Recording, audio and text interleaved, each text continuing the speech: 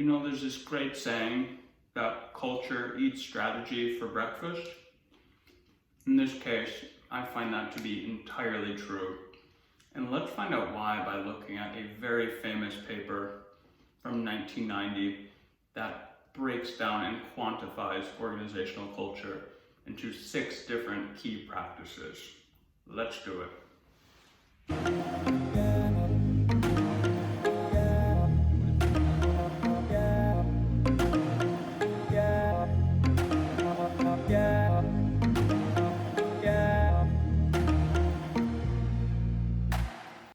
What is going on YouTube? Jamie Potter here, PhD in organizational behavior from the Wharton School of Business at the University of Pennsylvania. And today I'm talking to you about arguably the most important topic in the organizational literature. I know they're all important, all the videos are great, all the papers are important, but this one really trumps them all in a lot of ways because this is the idea of organizational culture. This sort of nebulous idea, every organization has a culture, you kind of know the culture when you see it, but you might have trouble putting it into words. What is that culture? How do I actually define that culture? This is exactly the idea that was tackled in this very famous, very influential, and indeed very comprehensive paper done by Geert Hofstede and a number of colleagues in 1990. And actually, by way of backstory here, which I always love to do, Geert in his introduction, he and his colleagues talk about the idea of organizational culture had been talked about forever, right? As long as organizations have existed. But it really wasn't introduced formally into the literature until about 1979 in one influential paper. But yet, even in that paper, and even as consultants sort of infiltrated organizations and were talking about culture, it remained pretty ill-defined overall.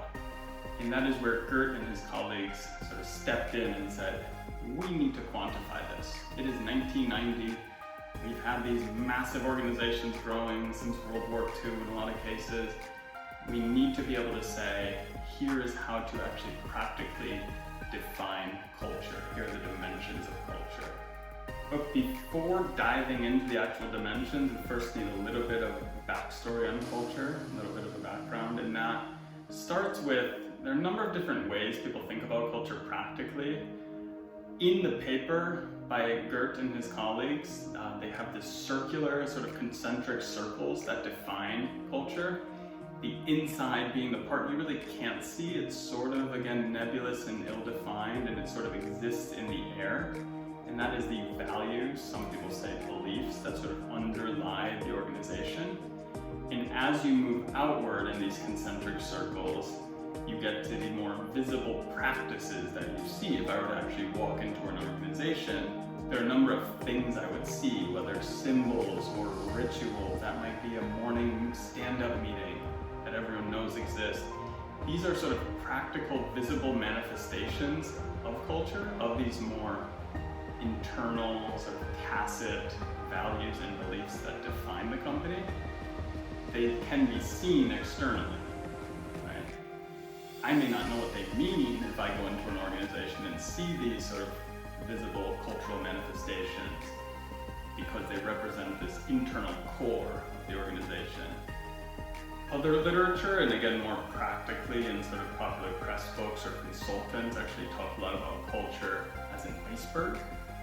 Again, similar to these concentric circles where at the top of the iceberg, the part you can see, are these visible manifestations of culture, that is practices, that is symbols or rituals or even heroes of the organization, maybe founders, where these stories are passed around.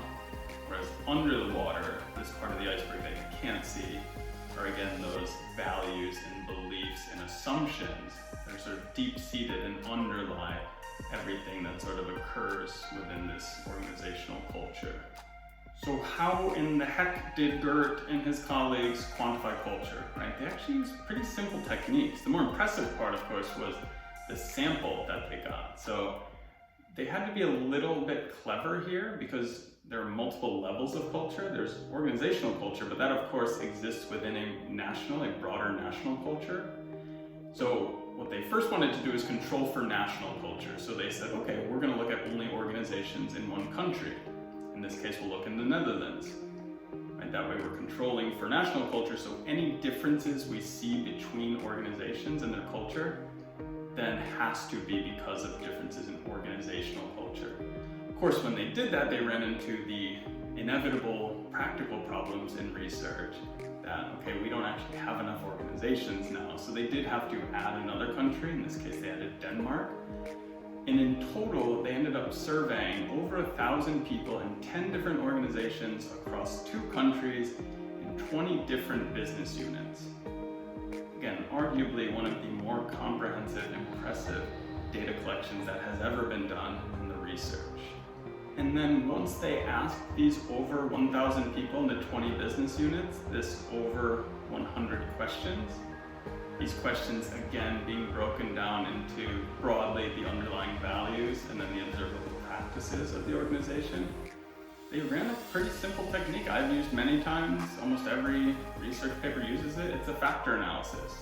And again, I won't get into the nitty-gritty details of the statistics, but essentially what it is it takes a broader set of questions and it tries to sort of make it compact into a smaller set of factors.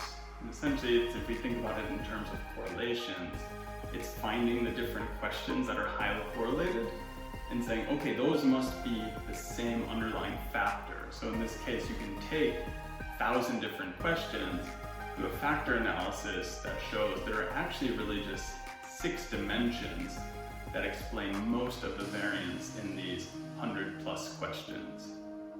And without further ado, what do they find in this? So really kind of interesting stuff. For one, the values, they find less information there, which is kind of interesting. What they find is that organizational culture is defined less by values and more by practices. The values actually come more from the national culture which you're in, which is actually helpful that they ended up adding organizations from these 2 different countries because they could see, oh, the values differ more between the countries than they do between the organizations. So values are largely defined by country. And again, that makes sense. It's sort of your upbringing and sort of how you grew up define your values. Whereas practices are what differentiate the organizations more, these actual observable practices. And in the factor analysis, they come down to 6 different practices that define organizational culture and differentiate organizations in terms of their culture.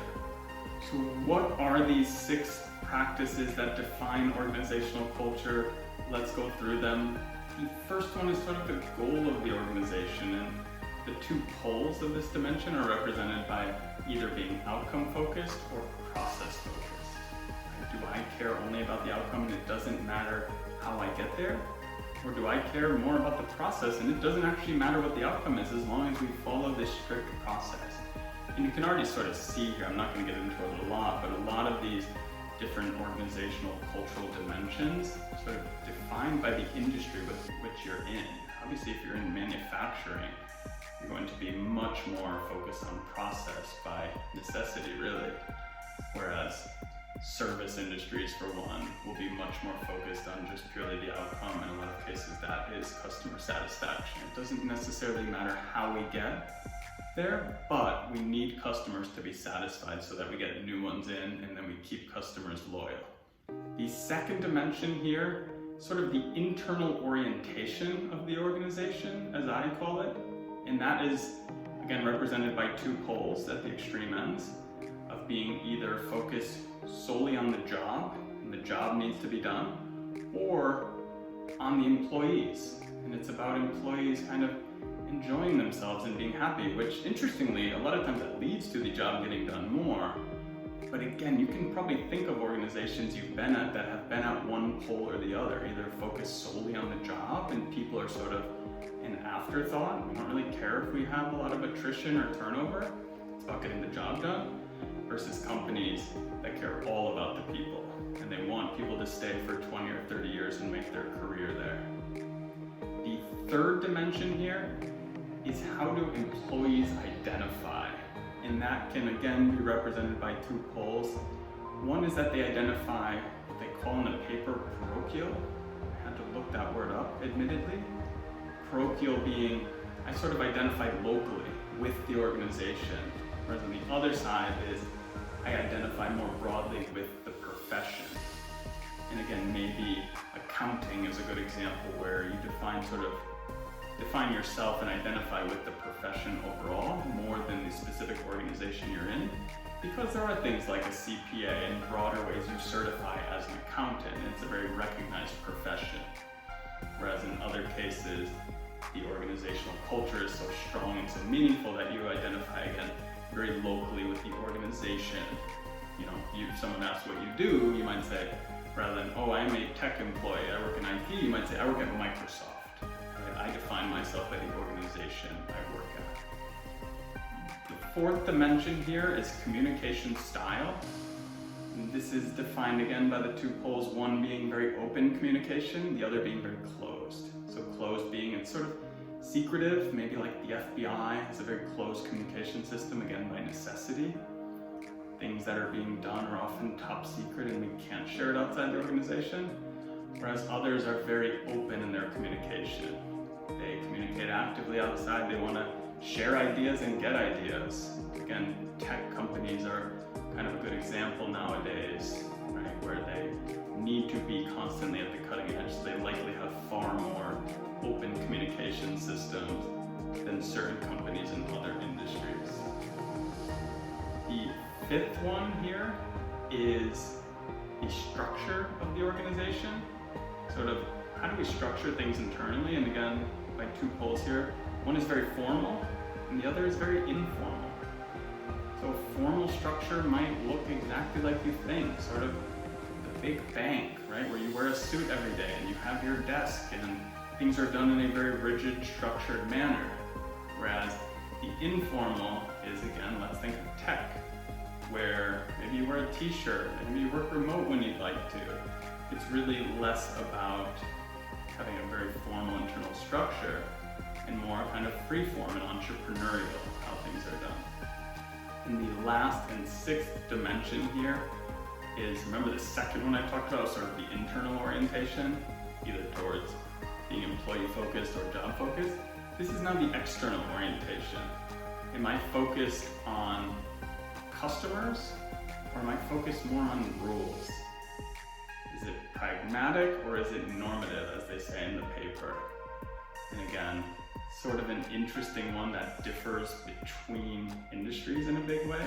Some industries, like service industries, naturally are very, very highly customer focused. Whereas others, again, manufacturing, need to be more rules based, just by nature of the consistency that they need in their process to build their market. So those are the 6 practices that define organizational cultures. It's kind of interesting to think through the organizations you have been at throughout your working life. Think about where they fall on each of these 6 dimensions, and then actually think of which ones you enjoyed the most. That kind of is helpful as you're thinking about your career, saying, I now know that I like organizations of this culture. And again, that can sort of help you in the future when you're looking at various jobs or companies to say, ask sort of deep probing questions about the culture, knowing what you like for yourself. And you can only have that when you quantify culture in a very rigorous way, the way that Gerd Hofstede and his colleagues allowed us to do with this fantastic paper in 1990. So I really hope you enjoyed this. As always, please subscribe, check out my other videos, comment below.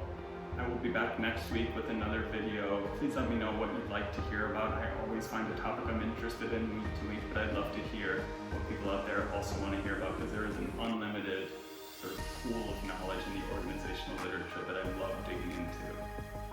So until then, enjoy the weekend, and I will see you later.